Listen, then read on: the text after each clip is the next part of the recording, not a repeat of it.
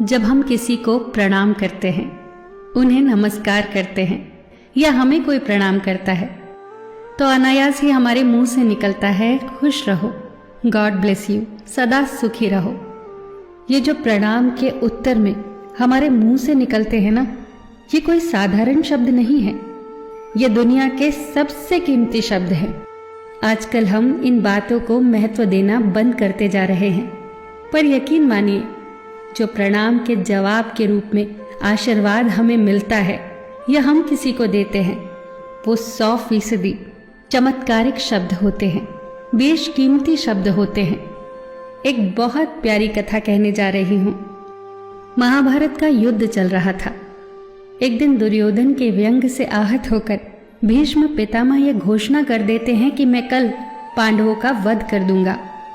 इस घोषणा का पता जैसे ही पांडवों को चलता है तो उनके शिविर में बेचैनी बढ़ जाती है। सभी को भीष्म पितामह की क्षमताओं के बारे में पता था, इसीलिए सभी अनिष्ट की आशंका से परेशान हो जाते हैं। तभी श्री कृष्ण द्रौपदी से कहते हैं, तुम अभी मेरे साथ चलो। श्री कृष्ण द्रौपदी को लेकर सीधे पितामह भीष्म के शिविर में पहुंच जाते हैं। श्री कृष्ण स्वयं तो शिविर के बाहर खड़े हो जाते हैं, पर वो द्रौपदी से कहते हैं कि अंदर जाकर पितामह भीष्म को प्रणाम करो। जैसे ही द्रौपदी ने शिविर के भीतर जाकर पितामह भीष्म को प्रणाम किया, तो पितामह भीष्म के मुख से द्रौपदी के लिए ये आशीर्वाद निकला, अखंड सौभाग्यवती भव।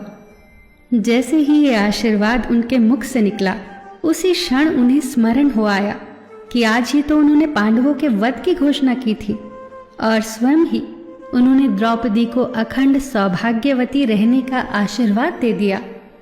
फिर पितामह भीष्म ने द्रौपदी से पूछा, पुत्री, क्या तुम इतनी रात को यहाँ अकेली आई हो या तुम्हें यहाँ श्री कृष्ण लाए हैं? तब द्रौपदी ने कहा, जी पितामह, और वो शिविर के बाहर ही खड़े हैं। शिविर से बाहर निकलकर दोनों ने एक दूसरे को प्रणाम किया और पितामह भीष्म ने कहा, मेरे एक वचन को मेरे ही दूसरे वचन से काटने का काम केवल कृष्ण ही कर सकते हैं। शिविर से वापस लौटते समय श्री कृष्ण ने द्रौपदी से कहा, तुम्हारे एक बार जाकर पितामह को प्रणाम करने से तुम्हारे पतियों को जीवन दान मिल गया है।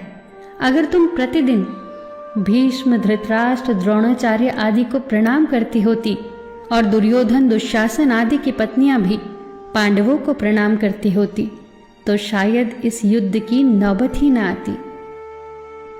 जो हर घर में कलह कलेश का वातावरण रहता है, वो कहीं न कहीं इस बात के मूल से जुड़ा है कि हम संस्कार भूलते जा रहे हैं। हम जाने अनजाने अपने बड़ों की उपेक्षा करने लगे हैं। याद रखना कि हर चीज पैसे से खरीदी नहीं जा सकती, और ये भी याद रखना कि हर बात का जवाब गूगल से नहीं मिलता। उसके लिए बुजुर्गों के पास भी बैठना पड़ता है। शरीर की खुराक के साथ साथ हमारी आत्मा को भी खुराक चाहिए, जो संस्कारों से हमें मिलती है। हम भूलते जा रहे हैं आशीर्वाद के महत्व को।